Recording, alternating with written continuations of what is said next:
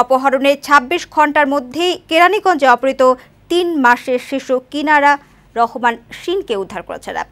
সকালে রাজধানী কারওয়ান বাজারের র্যাব মিডিয়া সেন্টারে এই কথা জানান র্যাব ১০-এর অধিনায়ক জাহাঙ্গীর হোসেন মাতব্বর। তিনি বলেন, গতকাল দুপুরে রাজধানীর দক্ষিণ কেরানীগঞ্জের গোলাম কাঁচা বাজার থেকে অপহরণকারী সুমনকে আটক করে র্যাব। পরে তার দেয়া তথ্য মতে রাত ৯টায় একই এলাকার হাবিব কলোনির একটি বাসা থেকে শিশুটিকে উদ্ধার করা হয়। প্রাথমিক জিজ্ঞাসাবাদে সুমন অপহরণের কথা স্বীকার করেছে বলে জানান র্যাবের এই কর্মকর্তা। মুক্তিপণ দিবে বলে তার সাথে যোগাযোগ করতে থাকে এবং মুক্তিপণ নিয়েই ওই বাসার কাছাকাছি গেলে মুক্তিপণ দিবে বলে তার সাথে যোগাযোগ করতে থাকে এবং মুক্তিপণ নিয়েই ওই বাসার কাছাকাছি